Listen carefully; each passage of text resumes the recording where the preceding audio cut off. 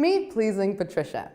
Now, Pleasing Patricia is a lovely person. She's really nice. She's always looking after everyone. She's a very giving person.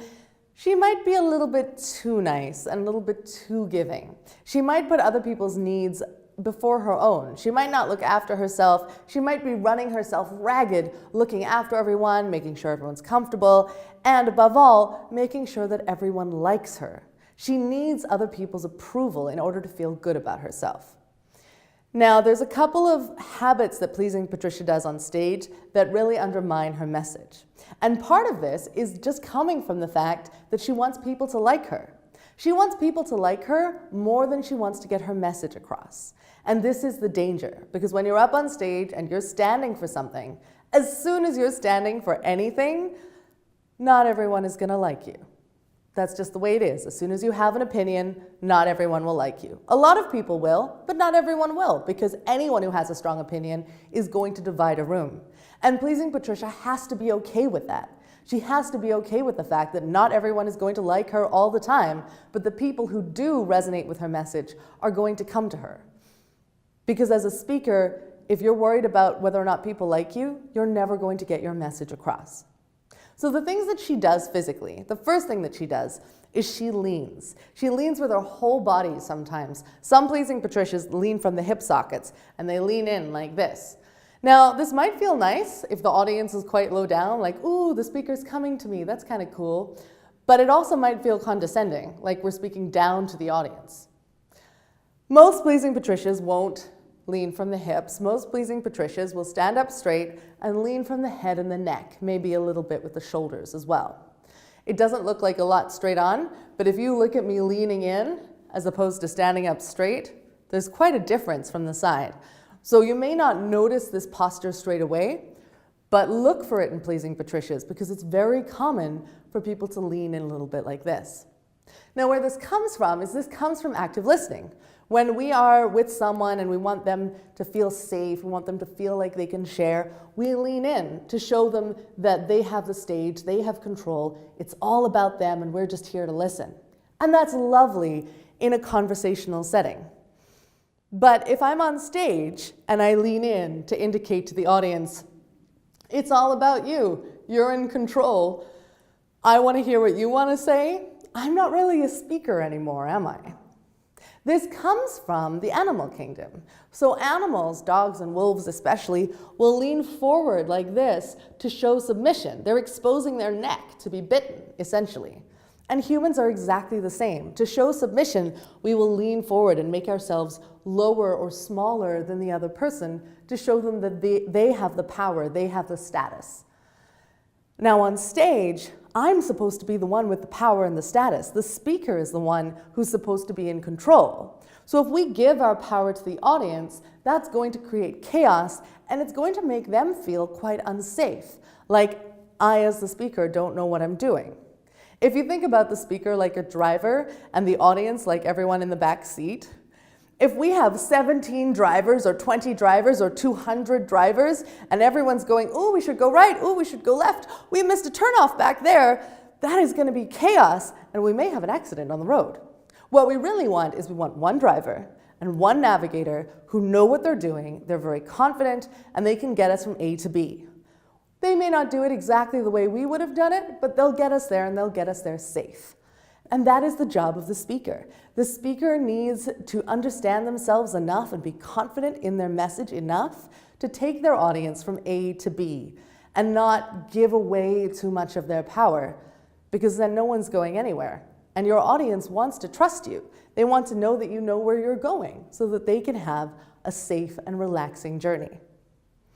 Leaning forward is kind of an apology in a body language form, but we also have Pleasing Patricia apologize with her language. So she might actually apologize. She might say things like, I'm sorry. She'll use words like just and qualifying phrases like, it seems to me, or in my opinion, it's a little bit like this. It kind of looks like this. I kind of think it's like this, but you can think whatever you want. All of those overqualifications, over-justifications, over-explanations, they come from conversational language. When we're having relationship talks or we're trying to de-escalate a highly emotional situation or a confrontational situation, we really work on distancing ourselves from our opinions and our emotions. And that helps to get everyone calmed down, and then we can all communicate a little bit more sanely.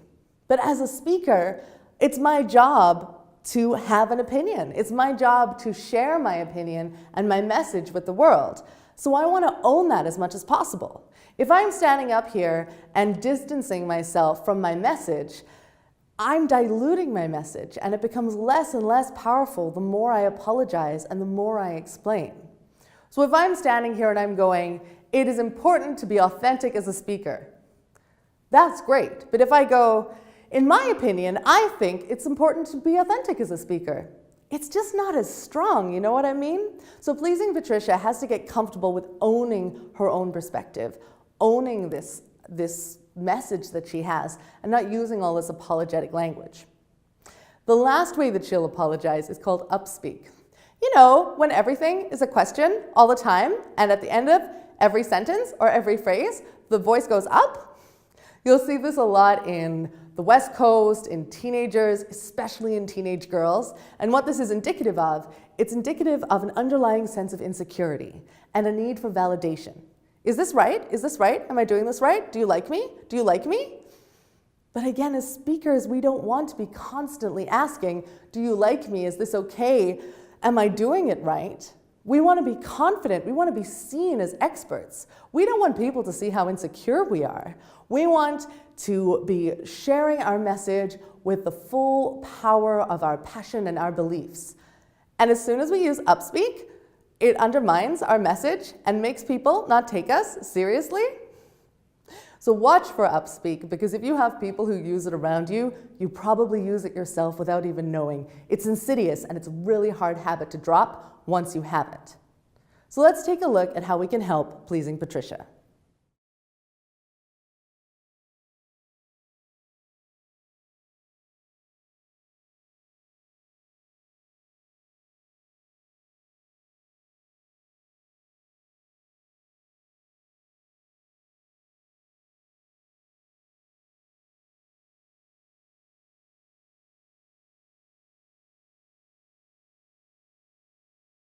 So now let's take a look at how we can help Patricia. For Patricia, really all we need to do is we need to get her to feel more comfortable being selfish, more comfortable owning her power, owning her message, and not worrying too much about everyone else, which is why you will notice the first point. Now, this is a mantra that I got many, many, many years ago from a director of mine, and I find it extremely useful when you are nervous and worrying about what other people think of you. Before you go on stage, you stand backstage, you're getting ready to go, and you go, fuck it, fuck it, fuck it, fuck it, fuck it, fuck it, fuck it, fuck it, fuck it. And it just helps unlock that irreverent, selfish, devil-may-care part of you. It's not going to turn Pleasing Patricia into a horrible person who's going to go on stage and offend people. She's still who she is. But it just helps take away that extra care, that extra control, that extra insecurity, and allows for a little bit more confidence, a little bit more selfishness. Now, for some of you, you might be like, well, I don't want to swear. And that's kind of the point. It's supposed to be out of your comfort zone. It's supposed to be a little bit offensive. If it was entirely proper, it wouldn't work. It has to feel a little bit like you're doing something, ooh, I'm doing something a little bit naughty. It has to feel that way, otherwise it's not going to make you feel brazen. It's not going to make you feel confident in the same way. So even if you don't swear usually, I would still really recommend that you use the fuck it mantra and don't change it. Now, when we're looking at body language, it's quite easy to change from leaning to standing up straight.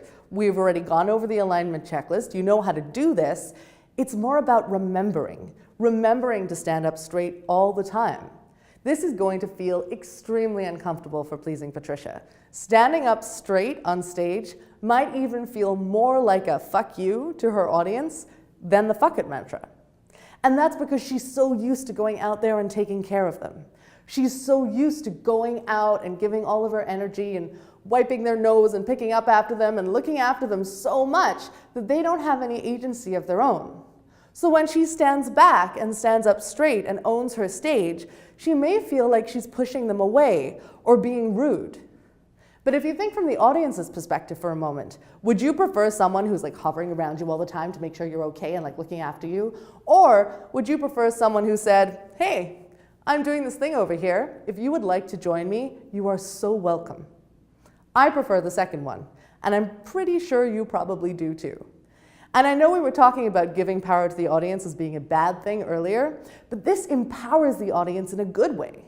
It's allowing them to decide if they want to engage, if they want to come and collaborate with the speaker, instead of taking away all their agency and doing everything for them, letting them engage with you, inviting them into your space. It respects everyone so much more. Everyone feels more empowered, and everyone feels more safe. I would really recommend for Pleasing Patricia to practice in front of a mirror, maybe sideways, so she can check her posture and make sure she is actually standing up straight and not leaning in without even noticing. For the apologies and the language and the upspeak, I'm going to recommend a couple of different things. The first one is to be okay with silence. A lot of the overqualifications and the over-explanations and filler words as well, like and ah, they come from a fear of silence, from wanting to fill the space all the time with our words because we don't feel like we're enough and we have to be entertaining all the time. But what if I was okay with silence? I would allow my audience to process things and feel more relaxed while I was speaking. If I'm speaking kind of in a way that is always filling the silence all the time and I'm just kind of filling the space with you know, like with my words, it's harder for my audience to keep up because they're constantly listening for the next thing. And it's not like they can't hear what I'm saying, but they don't have that time to process, to look at it from different angles, to try it on for themselves, or to ask themselves, you know, how is this relevant to me? Where does this happen in my life? But if I allow my audience a little bit of space when I am being silent and thinking of the next thing I want to say, then they get to process things in their own time, and everyone feels more relaxed, everyone feels more comfortable, and everyone gets more out of the information. I'm not feeling as stressed or rushed or like I have to be entertaining all the time, and they're feeling like they have time to think about what I'm saying and really digest it and marinate it and look at it from every angle. The next point, intention on the inspiration, ties perfectly in with being comfortable with silence and taking your time. What I mean by intention on the inspiration is intention, knowing what I want to say next, and inspiration, breathing in. If I breathe in and think about what I want to say next at the same time, it works for me in a couple of different ways. One, I don't have to be thinking while I'm speaking, while I'm breathing out. So my brain is actually getting the oxygen when it needs it, when it wants to be thinking. Two, I'm not using those filler words to keep the sentence going because I'm okay with the silence while I'm breathing in. And three, it helps me choose my words really carefully. And I'm not kind of thinking about what I'm going to say and using these distracting words. Instead, I know exactly what I want to say when I'm saying it. Also, when I'm breathing in and I'm thinking about what I want to say next, I'm allowing the right amount of breath to come in. If I'm always breathing the same, but sometimes I have big thoughts and sometimes I have little thoughts, that's going to really affect my vocal variety and my vocal energy. Whereas if I'm allowing myself to think about what I want to say when I breathe in, I will always have an alive and energized voice. You can see how this is a really good idea.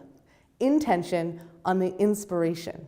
It helps you choose your words more carefully, it's more natural, and it helps you slow down to a pace that is comfortable. Not like super slow, but a pace that is comfortable for you and your audience so that you can stand in your power and own your message. This last one, practicing with conviction, this is to deal with upspeak. So there are actually two ways to deal with upspeak. You can look at your voice like music. You can look at your vocal patterns like a melody. The way the notes are written on sheet music, you can look at the end of a sentence going up, or you can look at the end of a sentence going down. I find this quite difficult. It takes a lot of my brain space, but some of my more musical clients who play instruments and who can read sheet music find this a lot easier to process. So you're welcome to do that. What I do is I practice speaking with conviction.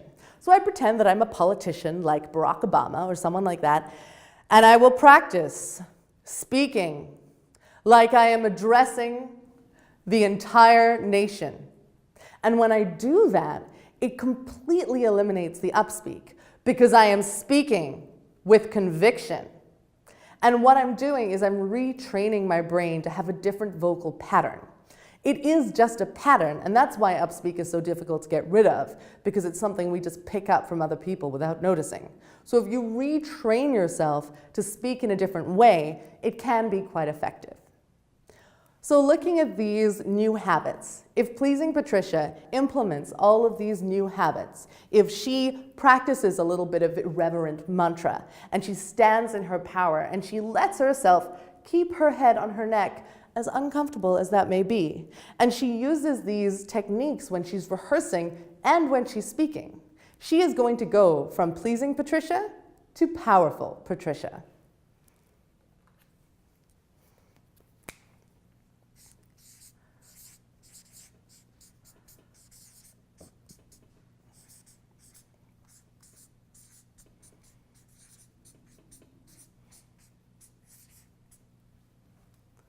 Our next character is actually a pair of characters. We have two siblings, Sally and Fred.